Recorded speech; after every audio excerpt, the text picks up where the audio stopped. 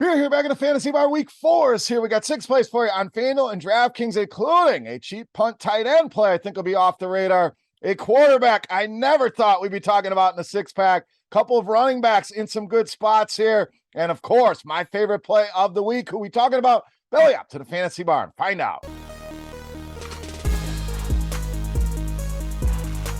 Welcome in, guys. Week 4 edition Beers Daily Fantasy 6-pack. Hope everybody out there had a great week 3. We got 6 guys fresh off the tap for you on FanDuel and DraftKings. Thanks for stopping by and hanging out here in the Fantasy Bar. Before we get into the videos, the housekeeping. First thing, guys, take a second, click that thumbs up button. If you enjoy the content, you're here to troll, you like hanging out in a Fantasy Bar, you hit it on accident, whatever the case may be, you're here, you're hanging out. Do me a favor, click that thumbs up button. Also, subscribe to the channel. Got multiple videos going out each and every week with NFL. We got a betting video. We got baseball videos. That one is already out if you're playing MLB tonight. So go and check them all out. Subscribe to the channel. Lastly, head over to scoresandodds.com/beer. That link in the description of the video. Tons of great sports betting information. Just arm yourself with that information. Dig into the matchups. Compare the odds across all the different sports books. And Parlay IQ, first of its kind, helps you put together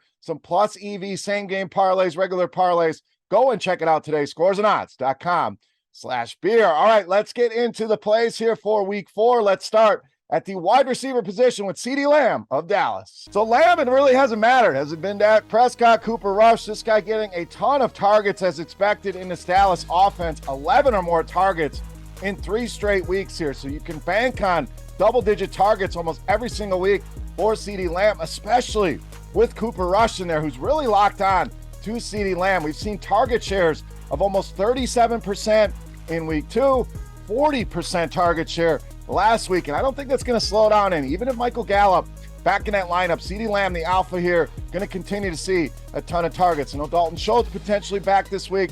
Not worried about Lamb not getting targets here, and I love this matchup. Washington has been gashed each and every week by wide receivers, second most receiving touchdowns allowed already this season, and second most fantasy points allowed here. I think Lamb going to shred this Washington secondary, one of my favorite wide receiver plays on the week. All right, let's go to tight end. I promised you a cheap punt play. Let's go with Robert Tonyan of the Packers. Oh no, tight end, been kind of a wasteland unless you're playing Mark Andrews, Travis Kelce each and every week.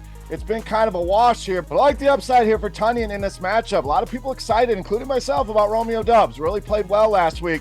That should help us out here. No one's really going to be looking at multiple pass catchers from the Packers in this ugly game against New England, but like what I saw at Tonyan last week, season high 6 receptions, nice 21% target share against Tampa Bay, and gets a nice matchup here. New England has been struggling against tight ends, 4 touchdowns allowed already, and a lot of that was Mark Andrews doing it last week, and Tonyan, certainly no Mark Andrews here, but we can get that 4 or 5 receptions, finds the end zone. That's enough at these prices, especially if you're playing cash games. Robert Tonyan, sneaky play here on the cheap side in the tight end department. All right, let's go to quarterback. Again, a guy I never thought would be in a 6-pack.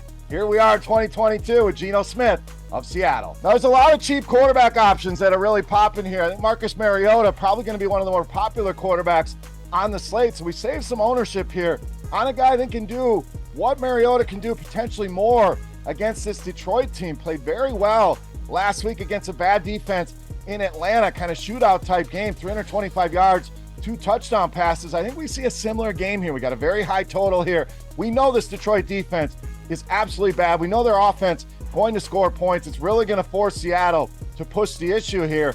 Stacking very easy with Seattle. It's Tyler Lockett, who's looking very popular. DK Metcalf probably going to see a lot lower ownership because of that matchup with Jeff Okudah, who's been great. You can even go to the punt tight end and Will Dissly if you want to go that route. The point is, very easy to stack Geno Smith, very easy to run it back on the other side here. Detroit, we mentioned that defense is terrible already. Second most fantasy points allowed to the quarterback position.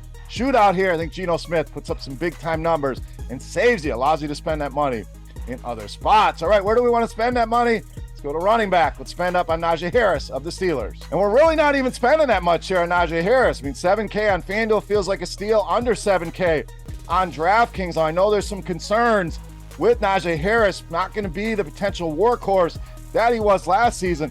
Guy is still a workhorse. They're going to work in Jaylen Warren. 82% of the snaps last week for Naja Harris, actually a season high. So those concerns, not something I'm worried about here. The touches have been there as we'd expect, averaging 19 per game over the last 2 weeks here. They're a home favorite against a bad defense. In fact, according to Football Outsiders, the Jets 32nd in DVOA, the worst defense early on here in the 2022 season. 10th most fantasy points allowed to the running back position. Naja Harris, a guy I didn't love in the preseason. Find your spots here. Nice solid spot at home as a favorite against a terrible New York Jets defense. All right, let's go to the other side of that game. You ain't gonna like this one, but I'm rolling the dice. A wide receiver, Elijah Moore of the Jets. Now I know the first question, why not just go with Garrett Wilson? He's been the better receiver. Look, I certainly understand that, but he's gonna garner a little bit more ownership here than would Elijah Moore, who the targets have been there. I think this is a great buy low. I know it's been disappointing if you drafted him in your best ball leagues, your home leagues, or over the first couple weeks here in DFS. This guy is too good to not be involved in this offense. If they're playing from behind, they're throwing that much more. And what are things going to look like with Zach Wilson? I know there's a lot of question marks. Guess what? That just keeps the ownership down. So jump in here. 7 targets per game over the first 3 weeks for Elijah Moore. I'm expecting that number to get even higher here in this matchup with Pittsburgh. They have struggled with wide receivers. So I'm not saying you can't play Garrett Wilson. You can play either of them. But I think you get much lower ownership here on Elijah Moore. 6th most DraftKings points allowed by Pittsburgh to the wide receiver position.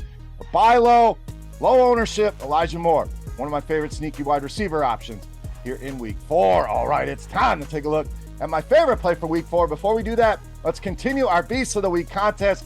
Very easy to play. All you got to do is get in the comment section right below the video and guess fantasy points on DraftKings for my Beast of the Week. The closest guess is going to win themselves a free week of RotoGrinders Premium, chance to check everything out behind the scenes. All right, let's wrap this baby up. My favorite play for week 4, you know him as the Beast of the Week.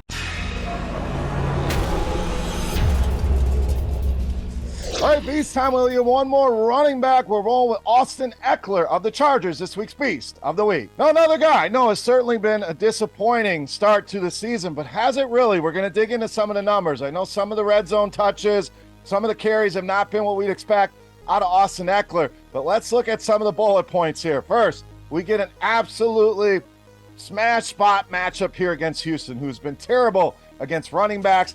Any running back that's faced them has done well. Khalil Herbert tore them up as a reserve last week, coming in relief of David Montgomery. The price has come down as well, a couple $100 on DraftKings, and we're going to get that recency bias. If people say he's not doing what he did last year, he's not getting the touches, we're worried about Sony Michel and Josh Kelly. Look, this Chargers team sitting at 1-2, they got to get a win here. Justin Herbert banged up. I think you're going to see them really depend on Austin Ekeler a little bit more this week. So I think you're going to see more on the ground, more of those touches that we're used to, and the targets have been there. The targets more valuable, in my opinion. 18 targets in the passing game over the last 2 weeks alone. And even if Keenan Allen returns, I'm hearing all of your concerns out there as I'm saying this. I am not worried about Austin Ekeler here. I think he gets it going. I think we get a massive game out of him at very low ownership here. Houston, most fantasy points allowed, most rushing yards allowed. I don't think that stops here. Austin Ekeler going to smash here in week 4 easily. My favorite play on the board in this week's Beast of the Week. All right, guys, that wraps up for week 4 here in the Fantasy Bar. As always, any comments, questions, feedback, hit me up in that comment section of the video. Don't forget, fantasy points for Austin Ekeler on DraftKings for a shot at some free RotoGrinders Premium. And I want to know who your Beast of the Week is. Let me know down in the comment section who is your favorite play here in week 4. For RotoGrinders.com, I am Beer saying salut, guys. Best of luck here in week 4. Thank you so much for watching, and we'll see you. Hey, thanks for checking out our videos. If you want more expert advice on DraftKings, FanDuel, or any other daily fantasy sports, make sure you check out the current videos playlist.